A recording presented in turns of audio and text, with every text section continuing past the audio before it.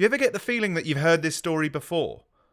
Or you're listening to a story or watching a movie and you can anticipate what happens next, and guess what? It happens. Well, that's because all stories are essentially the same underneath. There's this pattern that exists in all stories. It's called the hero's journey, and then in this Hero's Journey 101, I'm going to explain exactly how it works. Right, so what exactly is the hero's journey? The hero's journey is a pattern that exists in the subtext of a story. And that pattern is a series of actions that change the hero over the course of the story. Right? It's what makes stories compelling, watching someone learn something and change. Now, because this pattern is subtextual, it can be shown and illustrated in an infinite number of ways. It's why every movie you see from Hollywood, you kind of get a feeling of, you kind of know what you're in for, but they're all different. As we all know, stories have a beginning, a middle, and an end. And in the same way, the hero's journey is also split up into 3 parts: separation, initiation, and return. Shock horror, they match up. Now, the separation phase is about separating the hero from everything they know and understand about how the world works. The initiation phase is initiating them into a new way of thinking or being. And return is returning back to their old lives with this new thing that they now know and understand. Okay, so what is it they're being separated from? Where are they going to learn this new thing? And what is it they're returning to? Well, they're being separated from their ordinary world. They're moving to a special world where they're going to learn this new thing, and then they go back to their ordinary world. Well, that's all very well and good, but what does it mean? Well, the ordinary world represents a hero's day-to-day life. Their community, their world, whatever their normal is, whatever their routine is. Now, the special world represents the hero breaking that routine, leaving their community, taking a vacation from their normal life to go and figure some stuff out and learn some things that they need to know. That's what the special world means. But what the special world actually is in terms of the story could be a change in a geographical location. So think about it this way. Harry Potter lives under the stairs of his aunts and uncle's place. And he literally moves to Hogwarts, a different location, a magical place, learns magic, and then goes back to live with his aunt and uncle, with his circumstances now changed. Now, the other thing that the ordinary world and special world can be are people. Think about it like Mary Poppins.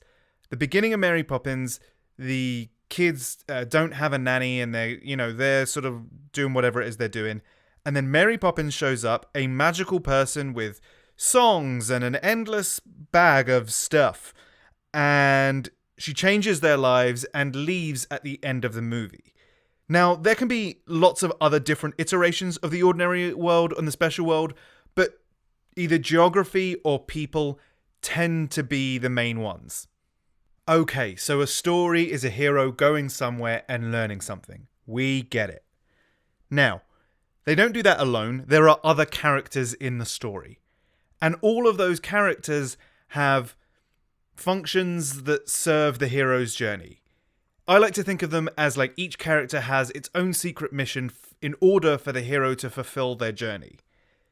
Now, I tend to split them into 2 groups. So there's the mother and the father, who pop up throughout the whole story, and then there's special world forces, which pop up at specific moments in the story. Now, the mother and father, let me be real clear, is just a type of character. It doesn't mean all women characters are this and all men characters are this. It's just the function that they serve in the story. Okay. Got that disclaimer out the way. Let's get into it. So, the mother is an amoral figure that represents nature. It represents the world. It's the way things are or the way things work. Irrespective of what is good or what is bad, this is what it is. That's what the mother represents. And the father is a moral figure and represents all the different aspects of morality: wrath and justice and grace and mercy. I prefer to think of them as punishment and respect and goodwill and forgiveness. Those tend to be easier concepts for me to get my mind around. And the mother and father tend to work in conjunction with each other. The hero is always trying to combine the two in order to find the actual solution that is that they're looking for. Now, the mother and father type characters tend to exist throughout the story. They are sort of like a permanent presence, and they shift and change depending on what stage of the hero's journey that the hero's in, but they're there. They're kind of like a permanent presence throughout the story. Unlike special world forces, which appear at specific moments in the hero's journey. Now, I'm just going to go through the basic four, but there are a few others that you could probably add in there if you wanted to. There's the herald, who is the one who spikes the curiosity of the hero and lures them into the special world in the first place. Then you have allies, which are characters that help the hero. Then you have the shadow, which is the most dangerous obstacle for the hero to overcome. And then you have threshold guardians. Threshold guardians tend to be perceived as monsters, but they are really protectors of knowledge that the hero has to prove their worth to. Now, all of these different things appear at different points in the story, and I'm going to put a little glossary in the description box so that at this point you can just reference them as I go through the stages of the hero's journey. So it helps me to understand the stages of the hero's journey by putting them on a story circle, which looks like this. But you can just as easily put them in the same order on a straight line, and it makes exactly the same amount of sense. So the first stage, call to adventure. A hero meets with a herald that makes them curious about a change that they might make in their life. Then it's the refusal of the call, which is the ordinary world telling the hero why what they're thinking is a bad idea, and the hero will agree with them. Then, supernatural aid. The herald will give the hero tools, both physical and abstract, to make a change. Then, crossing the first threshold. The hero leaves the ordinary world ready for adventure. And the last stage of the separation phase is the belly of the whale. The hero's now left the ordinary world, and to the ordinary world, it looks like the hero has disappeared or even died. Then you've got the initiation phase. The first step being the road of trials, which is where the hero works out all of their issues in regards to the change that they're looking to make. Then you've got the meeting with the goddess. Once all of the issues are worked out, they meet a goddess who represents the mother archetype, who tells them new information that they didn't know or understand before. Then you have the woman as temptress, which is where the information that gives the hero the answer they're looking for is shown to have both a good side and a bad side. Then you have atonement with the father. The hero then has to figure out and implement the right thing to do with the answer that they got from the goddess. Then you have apotheosis. Having done the right thing and mastered the skill or the idea, the old version of them dies forever, and they're reborn and turned into something that's better or improved. Then there's the ultimate boon. The hero has now changed into a purer version of themselves.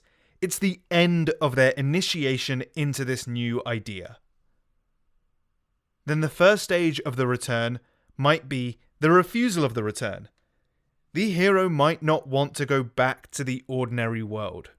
Now, most heroes do, but occasionally heroes might stay in the special world. Then you have one of two options. You have either the magic flight or rescue from without. And the two questions you have to ask here is the special world helping the hero to return to the ordinary world, or is the hero having to escape from the special world to get back to the ordinary world?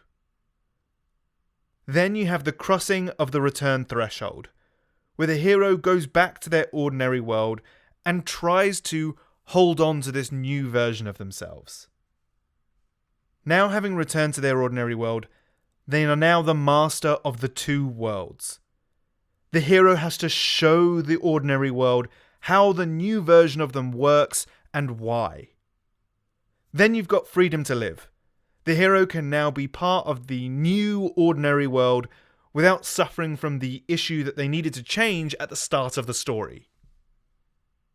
Those are all the steps of the hero's journey.